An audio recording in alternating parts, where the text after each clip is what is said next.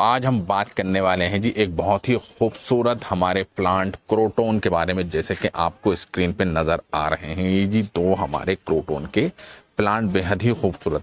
ठीक है जी, 3 प्लांट हैं हमारे और तकरीबन इनको आप सोच सकते हैं 7 से 8 महीने हो चुके हैं। 7 से 8 महीने पहले हमने इसको छोटे छोटे लिए थे और उनकी हमने जो इनको प्रॉपर देखभाल चाहिए थी, किस तरीके का एनवायरनमेंट होना चाहिए, किस तरीके की मिट्टी इनके लिए अच्छी होनी चाहिए और किस तरीके की खाद और लोकेशन टेम्परेचर सब इस वीडियो में करेंगे जी डिस्कशन। तो स्वागत करते हैं जी हमारे यूट्यूब चैनल गार्डन वॉइस के अंदर। तो सबसे पहले बात करेंगे जी क्रोटोन को आपको रखना कहाँ है, क्योंकि आप प्लांट लेकर आए हैं नर्सरी से, तो अब आपको डिसाइड करना है कि हाँ जी इसको रखना कहाँ है। डिसीजन लेना पड़ेगा आपको इसके रिक्वायरमेंट के हिसाब से। ये एक ऐसा प्लांट है जिसको आप तपती हुई धूप के अंदर ऑल टाइम के लिए नहीं रख सकते हैं। जैसे कि आपके और प्लांट होते हैं, जैसे हमारा चंपा हो गया, इसको अगर आप धूप में रखेंगे तो कोई ज़्यादा प्रॉब्लम नहीं आएगी। रात की रानी हो गई, इसको आप प्रॉपर धूप के अंदर रखेंगे कोई प्रॉब्लम नहीं आएगी।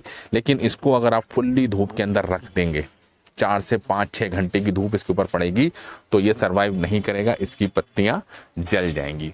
तो इसको आपको रखना है जी सुबह सुबह की जो धूप आती है, जब सूरज निकलता है हमारा, ठीक है, तो उसके अंदर जो इंटेंसिटी होती है, जो हीट होती है, वो होती है जी बहुत कम।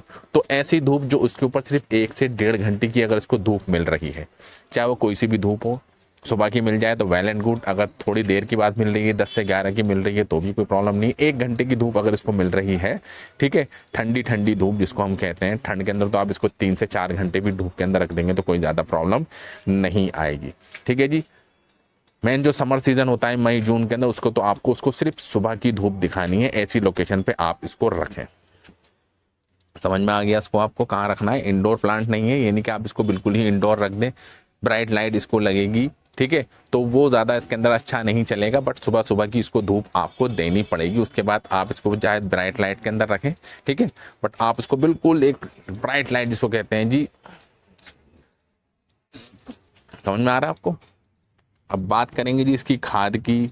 तो खाद इसके अंदर आप NPK बेस्ड, यानी कि जो नाइट्रोजन बेस्ड जो हमारी खाद होती है वो इसको लगती है जी बहुत ज़्यादा अच्छी, क्योंकि इसके अंदर तो फूल तो आते नहीं है, इसकी पत्तियां ही होती हैं जो बहुत ही खूबसूरत नज़र से नज़र आती है। देख रहे हैं आप क्या ज़बरदस्त टेक्सचर इनकी पत्तियों के अंदर आता है, लाल लाल, ठीक है, orange orange, green green, yellow, कई तरह के कॉम्बिनेशन के अंदर आता है। ये हमारा होता है जी एक और क्रोटन की वैरायटी है जी डस्ट वाली, गोल्डन डस्ट जिसको हम बोलते हैं। तो ये बहुत अच्छे तरीके से हमारी फल फूल रही हैं और अच्छे तरीके से ग्रो भी कर रही हैं। और आप पॉट भी देख सकते हैं, कोई इतना बड़ा पॉट नहीं है जिसके अंदर ये लगा है।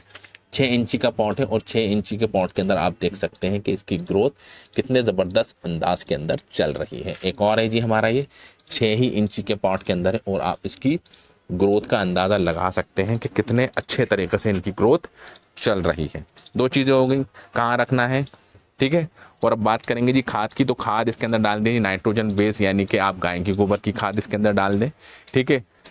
वर्मी कंपोस्ट बहुत अच्छी खाद है जी इसके लिए, ठीक है। और चाय की पत्ती जो होती है, जिसके हम जब चाय हम पीते हैं, जब चाय की पत्ती निकल जाती है, उसको अच्छी तरीके से धो के वो भी डाल सकते हैं, क्योंकि वो नाइट्रोजन बेस्ड होती है जी हमारी फर्टिलाइज़र। आप इसके अंदर NPK भी डाल सकते हैं जी, सॉल्यूबल NPK जो आती है रेडीमेड, ठीक है, बट उसको आप अवॉइड करें क्योंकि वो केमिकल फर्टिलाइज़र होता है, ठीक है। तो आप इसके अंदर ऑर्गेनिक यानी कि गाय की गोबर की खाद ही अगर डालेंगे इसके अंदर तो भी इसकी ग्रोथ बनी रहेगी, क्योंकि हम इसके अंदर गाय की गोबर की खाद और चाय की पत्ती को जो हमारे वेस्ट बचता है वो हम इसके अंदर टाइम टू टाइम डालते रहते हैं। बात करेंगे जी इसकी मिट्टी की। तो मिट्टी होनी चाहिए फुल्ली वेल ड्रेन मिट्टी होनी चाहिए, यानी कि आप इसके अंदर पानी डालें, पानी इसके अंदर ठहरे नहीं, और पानी डालने के थोड़ी देर के अंदर 2 मिनट 3 मिनट के अंदर सारा पानी ड्रेन आउट से इसके हो जाए जी बाहर। तो ऐसी मिट्टी बनाने के लिए आपको क्या करना पड़ेगा, आप क्या करेंगे, 50% आप नॉर्मल जो गार्डन सॉइल होती है वो लेकर आएँ, ठीक है, और बाकी जो 50% होगा उसके अंदर आप 3 चीज़ें मिला दें।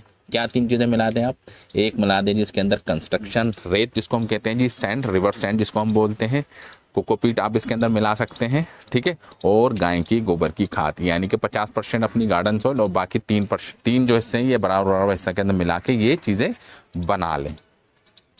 और विंडो के करीब अगर ये आपका रखा हुआ है जहाँ पर बहुत अच्छी उसको ब्राइट लाइट मिलती है, सूरज की इनडायरेक्ट लाइट मिलती है, तो उसके लिए है जी बहुत ज़्यादा अच्छा।